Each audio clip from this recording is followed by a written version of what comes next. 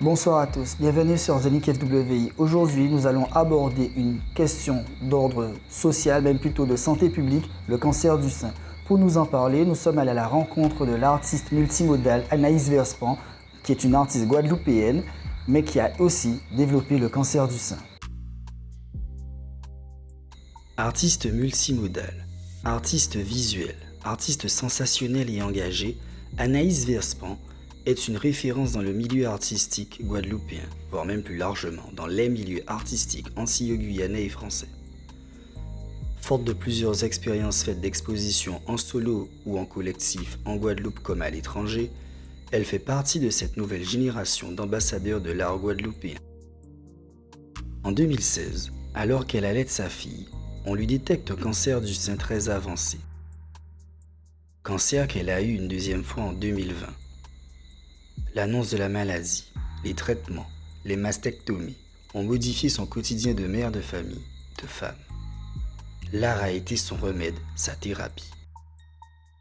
Ces expériences de vie lui ont fait prendre conscience que la chose la plus importante, c'est la vie. Bonsoir Anaïs Verspan, bienvenue sur Zénith FWI. Bonsoir Amoué. Merci de nous recevoir dans ton atelier, là où tu fais tes œuvres, tes créations. Que représente pour toi cet atelier? C'est un tout, c'est la première fois que j'ai un atelier. Et cet espace qui m'appartient en fait, un espace, moi je l'appelle plutôt mon laboratoire parce qu'il est en mutation tout le temps. Il est en atelier quand je suis en création, il est un laboratoire quand je teste un tas de choses. Et des fois aussi, c'est une mini-galerie, je reçois. Et comme aujourd'hui, je suis en interview. Donc il est vraiment... c'est l'espace que j'aimerais même pas à 10%. Mais voilà, j'aimerais avoir ma galerie, mon laboratoire. Mais avant tout, qui est Anaïs Verspan? Peux-tu te présenter à ceux et celles qui vont nous regarder? Et être juste en même temps. Donc Anaïs Verspan, c'est une artiste visuelle. Je parle de moi en fait. C'est l'une des choses les plus simples. Et qui je suis une Guadeloupéenne. En même temps, je le suis, je le vis et je l'examine en fait. Voilà, cette vie guadeloupéenne. Et je trouve vraiment que la Guadeloupe, c'est une matière brute en fait pour tout artiste, pour même. Enfin, j'ai une vision en fait anthropologique en fait du pays. Et donc, c'est difficile de se dire qui on est. Mais je pense que quand les gens ils sont en contact de mes œuvres, ils ont un bout de moi, en fait. Voilà. Donc, venez à l'encontre de mon art. Vous allez savoir qui je suis. Justement, comment qualifierais-tu ton art, tes œuvres? Alors, j'ai déjà un amour profond pour la peinture. Ça, c'est mon premier vocabulaire, la peinture. J'aime le travail de matière, de couleur, d'organisation d'une écriture en fait plastique. Ça, c'est mon amour premier. Mais après, bien sûr, je me nourris beaucoup de vidéos, de photos, d'installations. Et de plus en plus, mon art, il se mêle à d'autres arts, d'autres médiums, en fait. Tellement que maintenant, on m'appelle en tant que direction artistique pour des artistes, pour je sais pas, pour une ouverture d'un lieu, pour un nouveau produit. On fait appel à moi souvent. Et j'aime ce travail de discrétion, en fait.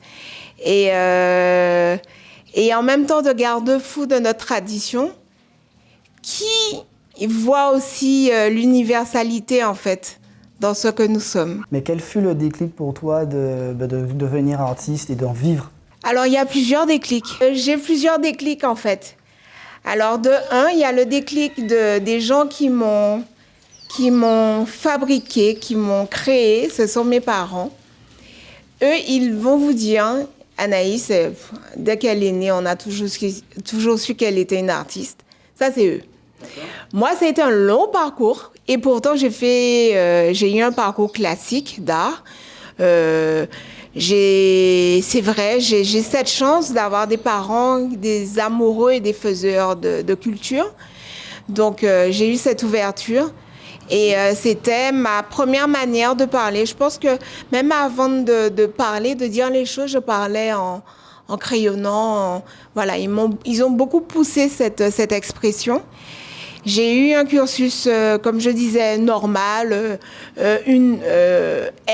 littéraire, option art. Après, je suis partie en Martinique faire mes études à l'école d'art visuel de la Martinique, à l'IRAVM. Donc, parcours vraiment classique. Mais je n'assumais pas, en fait, cette définition de l'artiste, en fait. Et après l'école, ça a été très, très dur de me retrouver parce que bien sûr, quand on sort d'une école, on sort un peu formaté. Et moi, très tôt, j'ai créé, enfin quand je dis je créais, c'est que je fabriquais des œuvres abstraites. Donc bien sûr, quand je suis sortie de l'école, j'avais 2 écritures et je ne savais pas qui j'étais. Donc c'était un long parcours de no man's land et vraiment de déconstruction pour savoir qui je suis. Et c'est toujours lors d'événements très marquants, personnellement, qu'on se dit on va arrêter de perdre du temps et on va essayer d'exceller dans ce qu'on sait faire. Et en 2013, on va dire que depuis 2013, je suis une artiste professionnelle. Quand je dis professionnelle, c'est que j'en vis et j'ai une posture d'artiste, en fait. Voilà, je vis, je respire, voilà. Et quelles ont été tes principales influences, les artistes qui t'ont inspiré pour justement devenir artiste? C'est ça le truc. En fait, je pense que j'assumais pas parce que je n'avais pas une définition de l'artiste qui me ressemblait, en fait. Et souvent, c'est ça, hein, c'est que c'est quand tu vas à l'encontre, et j'ai cette chance d'avoir des artistes autour de moi, et qui m'ont encouragée aussi. Quand je suis arrivée il y a 10 ans, j'ai eu cette chance d'exposer aux côtés de Saint-Cily, de Nankin, tout ça, de Gonfier, des grands, quoi, et que que les gars ils te disent ben non, tu fais partie de la nouvelle génération, tu as ta place et vas-y, tu grandis avec eux. Mais en même temps, aujourd'hui, j'ai 10 ans d'expérience, mais je n'ai pas eu leur opportunité, donc je suis une jeune artiste. Et pourtant, il y a beaucoup de jeunes artistes. Donc, j'ai ce profil un peu particulier où j'ai cette expérience, mais je reste une jeune et que tout est à faire, quoi. Et comme je te disais, on apprend tous les jours. Quelles ont été tes expériences en matière d'exposition? Oui, alors j'ai fait des expositions, alors bien plus d'expositions collectives que personnelles.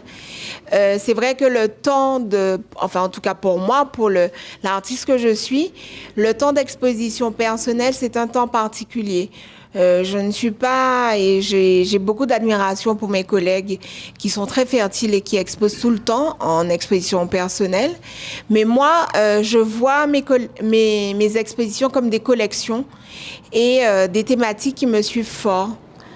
J'ai exposé en collectif dans des salons, dans des expositions collectives majeures. Il y a eu Éclat d'île. Avec la région et à Paris. Il y a eu des salons comme un salon en Belgique. J'ai eu... là, il faut que je me réfère à mon CV parce qu'on ne se rend pas compte. Le Memorial Act avec Jamaïcaine, le dernier, qui était très récemment, c'était en février. En exposition personnelle, la carte blanche du musée Schellcher, qui a été une exposition personnelle assez forte dans ma carrière. Donc c'est « Et si l'espace muséal était une case ?» où j'interroge l'espace du musée en fait. En 2014, j'ai eu Karata au Fort Fleur d'Épée. En novembre 2014, donc ça date. Ma première exposition en 2010, Bigidi Placata. En fait, je prends beaucoup de temps pour faire une exposition personnelle parce que je la fais de A à Z aussi. Et il faut que ça soit une histoire possible, en fait. Et j'aime également me nourrir, hein. Comme je te disais, donc je me nourris beaucoup d'autres artistes. Je me nourris de vidéos, je me nourris de tout, en fait. Et je lis beaucoup, je scrolle beaucoup. et oui, je regarde ce que font mes collègues. Donc voilà. Est-ce difficile d'être une femme, d'évoluer dans le milieu de l'art en tant que femme? De moins en moins. De moins en moins. Mais bien sûr, c'est difficile parce que nous sommes très peu. Maintenant, ça change avec la nouvelle génération. Il y a beaucoup plus de jeunes femmes qui assument vraiment. Et puis aussi, c'est la vague aussi des écoles. Et puis de dire que c'est pas uniquement un monde d'hommes, quoi. Mais quand même, il faut savoir s'imposer parce que généralement, on va voir chez vous, c'est du loisir récréatif, quoi. Et il faut s'imposer, avoir un discours, être très rigoureux, même plus rigoureux qu'eux, pour se faire respecter, c'est surtout ça. Mais après, question de qualité de travail, pour moi, c'est pas genré, en fait. Et c'est là où tout se joue, en fait. C'est lors des expositions et la posture. Donc, voilà. Mais c'est vrai que la chose la plus ingrate pour une femme, c'est son évolution. Par exemple, quand on est mère, quand on est... la société va dire, elle n'est pas apte. Ben non, il faut lui poser la question. De sur quoi, moi aussi, j'ai été malade. Ah non, mais elle est malade, elle ne pourra pas. Maintenant, mais pose-moi la question. Enfin, ne me ôte pas ce choix. Et c'est, voilà, on pense pour cette femme. L'homme, on ne voit pas le changement quand il est devenu papa. Et c'est juste ça. Et en fait, il faut qu'on bosse plus. Oui, il confirme. Il faut qu'on bosse plus et qu'on montre qu'on a notre légitimité. Mais dès qu'après, le travail, il est là. Quel que soit ce que les gens peuvent dire, l'œuvre, elle est là et elle parle. On ne peut pas aimer mon écriture plastique, mais on reconnaît la facture. Et en fait, c'est ça. Et donc, nous sommes au mois d'octobre. C'est un mois assez spécial. C'est le mois de la sensibilisation au cancer du sein. Ouais. Donc, si nous faisons ce tournage, c'est justement parce que tu as eu le cancer du sein. Ouais. 2 fois même. Ouais. Donc, quand as-tu appris justement que tu étais malade? Comment as-tu réagi face au diagnostic? Et quelle a été ta première réaction? Alors, c'était en 2016. Le premier cancer, j'étais une jeune maman, ma fille avait 6 mois, j'allaitais, alors qu'on dit que oui, il faut allaiter, ça protège du cancer du sein. C'est faux. Moi, je cumule les choses qui sont fausses. Et en fait, je me suis rendu compte de ça parce que j'écoute mon corps. Il faut être attentif à son corps. Et en fait, j'allaitais ma fille, que mon sein soit vide ou rempli de lait, je sentais une excroissance en fait. Et donc après les 6 mois, non, pas du tout. Mais j'avais remarqué que ma fille arrêtait d'allaiter le sein. Et donc, le bilan à faire après l'accouchement avec ma gynécologue, j'ai profité pour lui dire que je sentais une excroissance et qu'elle fasse elle-même la palpation. Et elle a senti. Elle m'a dit, on fera les examens. Mais je savais qu'il y avait un truc qui fonctionnait pas. Donc, moi, c'est peut-être un truc négatif, mais j'anticipe beaucoup. Et j'avais anticipé également ce cas. J'habitais à Paris, j'avais prévenu mes proches pour leur dire, en tout cas mon père et ma mère, pour leur dire que si ça arrivait, il fallait qu'ils viennent du jour au lendemain et que je ne voulais pas, arrêter la maternité, c'est que ne pas être là pour ma fille, quoi. Je voulais pas faire un choix et que j'avais besoin en fait de ma tribu, j'aime bien dire ma tribu. Et donc, j'avais anticipé ce truc-là. Et quand on m'a dit que j'avais le cancer, j'ai fait OK. Quel est le protocole? On m'a dit, mais vous pleurez pas, vous... Non. Quel est le protocole? Est-ce que j'ai des métastases? Ils m'ont dit non. J'ai fait OK. Donc voilà, j'étais déjà en mode warrior, quoi. J'étais déjà en mode Amazon. Et ça s'est enchaîné très, très rapidement. Très, très rapidement. Donc, la chimio... Alors, j'ai appris ça en octobre. Le jour où j'ai appris, j'avais le même... j'ai eu un coup de téléphone du SAUJ qui m'appelle, qui m'apprend que ils ont gardé ma candidature, mon projet pour la carte blanche du musée Schellcher. Donc, ce jour-là, j'avais 2 nouvelles. J'apprenais que j'avais un cancer. Il y a un cancer bien carabiné. Et de l'autre coup, c'était que j'avais une résidence et que je devais partir en Guadeloupe pour faire ma résidence. Qu'est-ce que je fais avec ces 2 trucs-là? Et c'est génial parce que Mathieu Dussauge, j'ai beaucoup de respect pour lui parce qu'il m'a dit « ton temps sera le nôtre ». Donc ça, c'est chouette, quoi. Ils auraient pu choisir un autre artiste, un autre projet. Il m'a dit non. Ton temps sera le nôtre.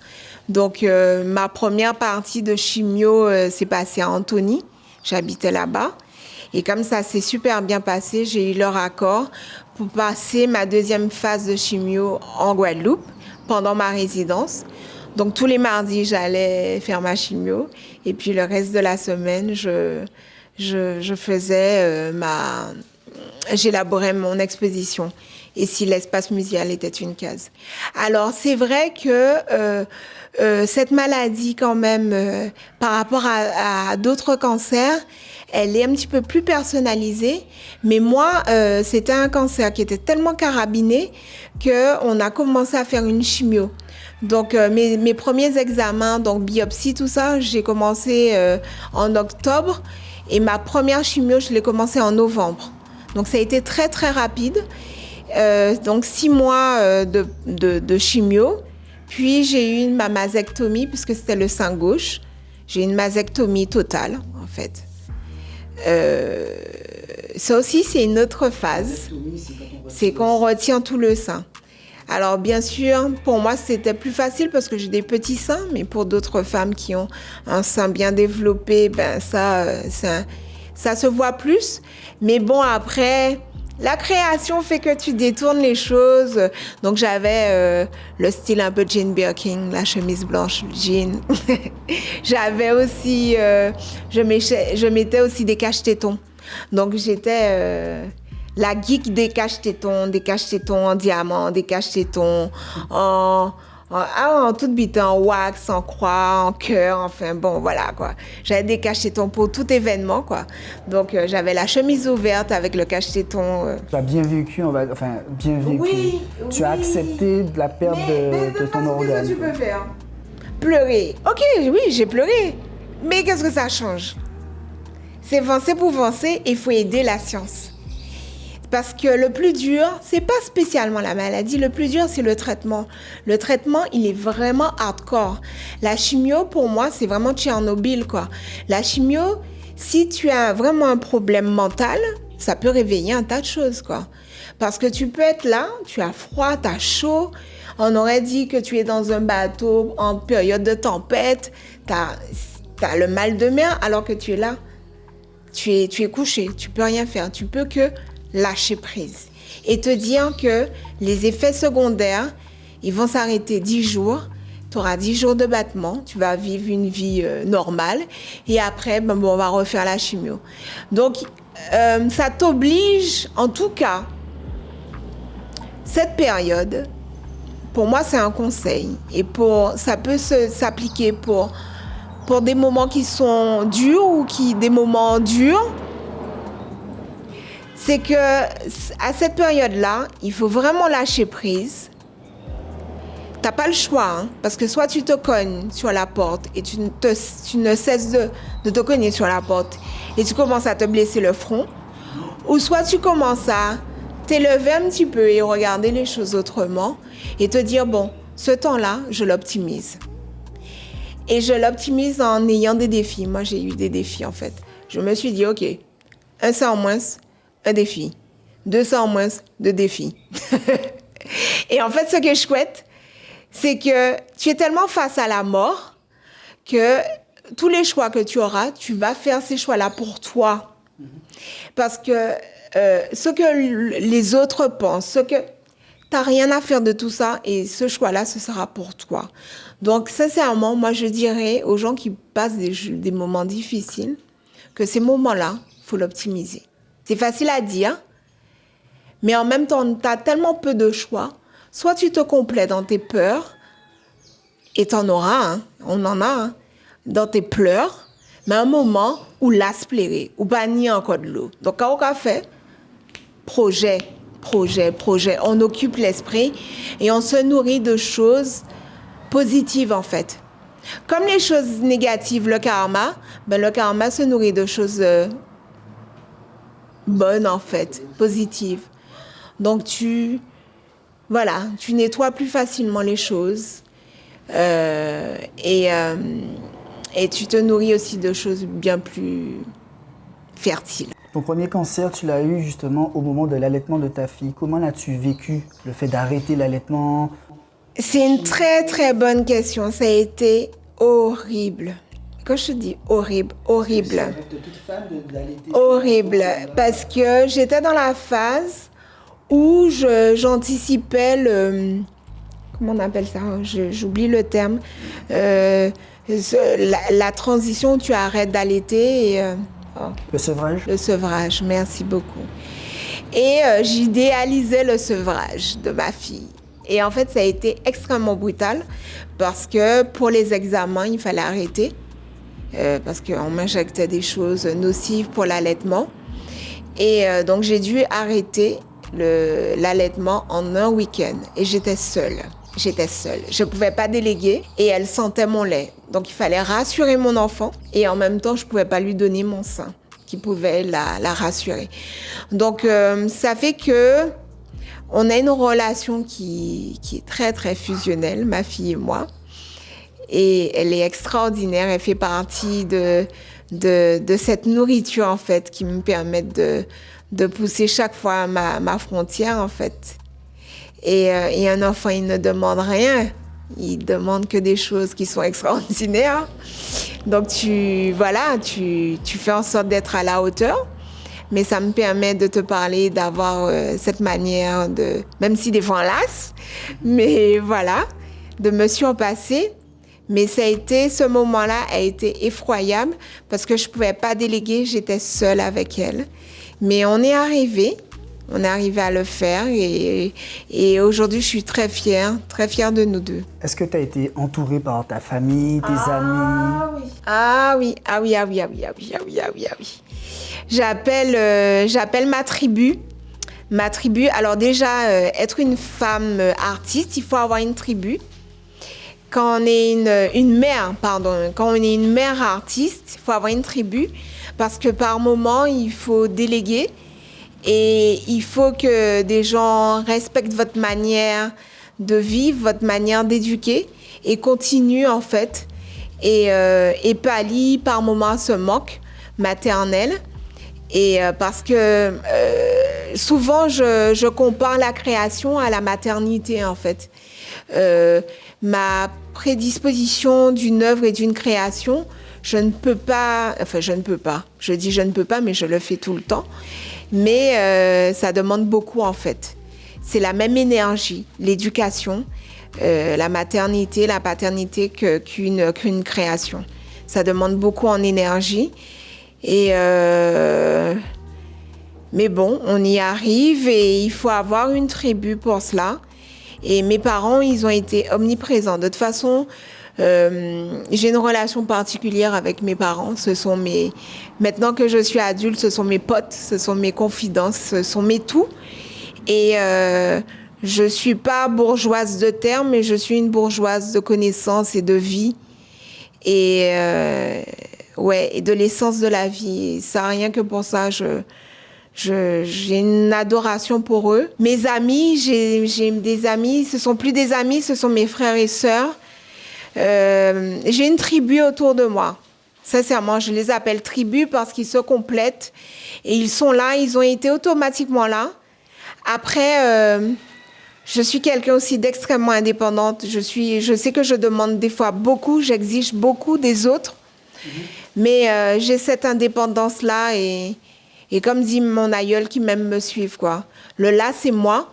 Je voulais pas des gens qui pleurent autour de moi et je voulais avoir de la vie, quoi. Ou peut pas pleurer plus que moi. Donc voilà. Allez, si tu es autour de moi, même tu es là. Mais c'est pas la peine non plus. Et c'est dur, c'est vrai, c'est dur d'être accompagnant. Mais je pense que je les ai assistés pour qu'ils soient... Enfin, on a grandi ensemble, en fait. Donc voilà, on a grandi ensemble. Et je remercie beaucoup. Et est-ce que c'est difficile d'être une mère, une artiste, avec une maladie telle que le cancer? Oui, mais c'est pas plus difficile qu'autre chose, quoi. En fait, je me dis avec du recul que j'ai beaucoup de choses parce que j'ai les capacités...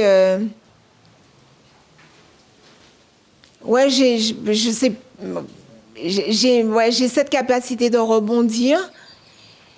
Peut-être que ma vie n'a pas été facile, donc j'ai des mécanismes qui font que, voilà, rapidement, je détourne les choses, j'accepte et voilà, j'ai l'habitude de sublimer l'horreur.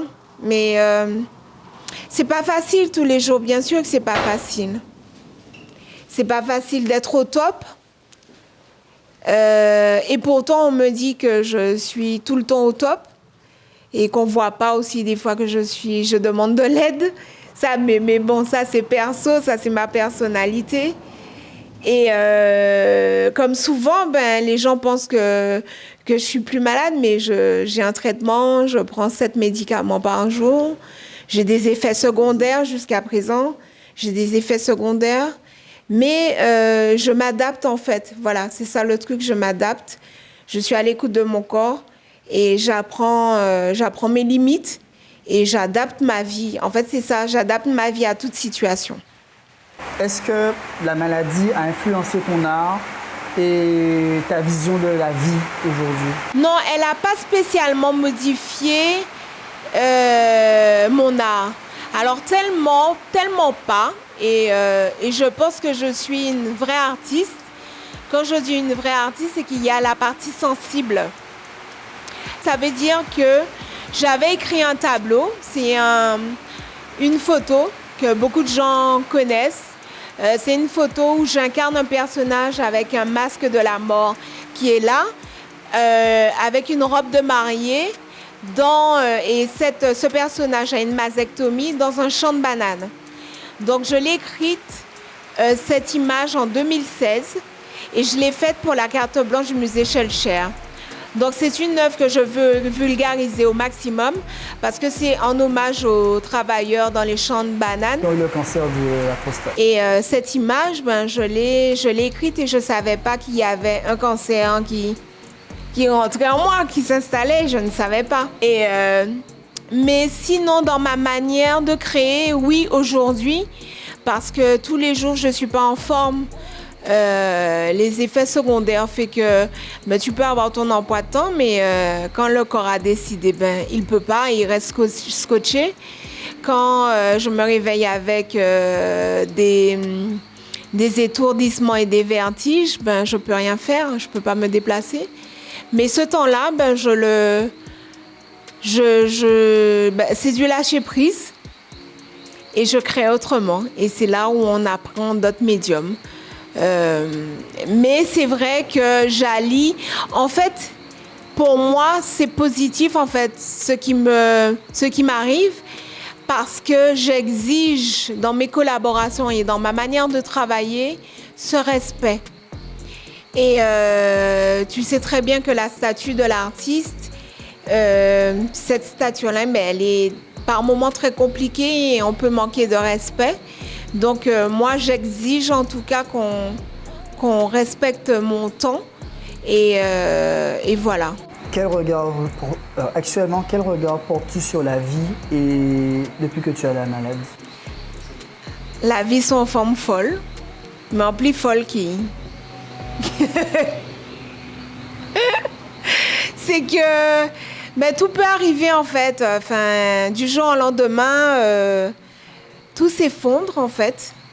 Mais en même temps, on a tellement de chance parce que la science également évolue et on peut avoir entre guillemets une vie, continuer à vivre en fait. Et la vie est une question de choix également. Donc, et de choix assumés. C'est ça, être libre. Et en fait, on va à l'essentiel. Quand on a déjà vécu tout cela, on va à l'essentiel. On perd moins de temps pour des choses inutiles et on va à l'essentiel. Voilà. Moi, je vais à l'essentiel et mon essentiel. Et comment vois-tu justement l'avenir? La vie, elle est belle. Elle est vraiment belle. Elle est vraiment, vraiment belle. D'où mon choix de vivre également à la campagne. Parce que y a des gens qui travaillent réellement, qui se lèvent tôt, qui sont dans la transmission. Et tu apprends à vivre avec la nature, avec ses signes. Donc, tu es en connexion avec toi-même et tu t'écoutes. Et jusqu'à maintenant, je suis là aussi parce que j'ai senti qu'il y avait quelque chose qui ne fonctionnait pas. Et il faut être à l'écoute de soi.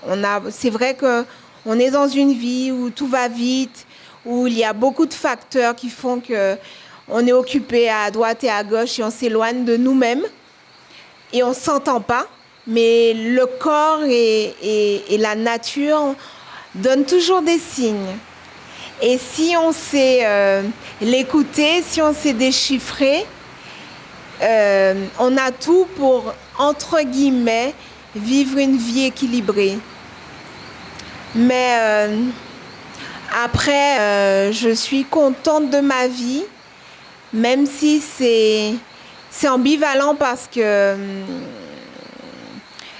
la période, elle est difficile en fait. Il y a plein de choses injustes en fait dans cette société. Et mais bon, j'apprends à lâcher prise, quoi. À lâcher prise et à m'accrocher aux choses qui sont impalpables et c'est la création. Et en même temps, c'est tellement palpable. Donc au projet, et tant qu'il y a des projets, il y a de la vie. Et je ne peux pas m'autoriser à avoir du noir parce que pour ma fille. On a presque terminé. Ouais.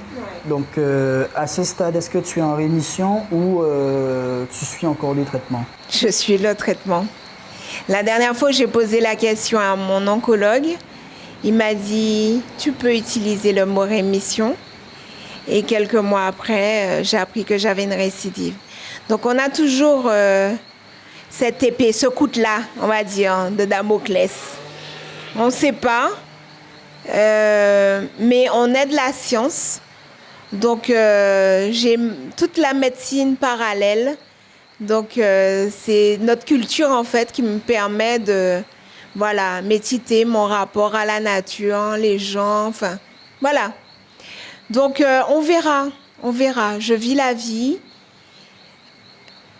pleinement, sereinement, j'essaye, j'apprends encore et voilà. Avant de conclure, quelle est ton actualité? Où pouvons-nous suivre ton actualité? Est-ce que tu es présente sur les réseaux sociaux? Alors oui, je suis présente sur les réseaux sociaux. Heureusement que les réseaux sociaux fonctionnent parce que je travaille autrement. C'est vrai, comme je fais moins d'expositions ces temps-ci, donc on m'entend moins sur les canaux Normaux, mais sinon, on me check sur les réseaux sociaux. Je réponds le temps qu'il faut, mais je répondrai. Mais sinon, on vient me voir dans mon laboratoire. Voilà. Si tu avais un message à faire passer à toutes les personnes qui, comme toi, sont passées par là ou qui, peut-être, développent le cancer ou qui voudraient peut-être même faire de l'art, quel serait-il?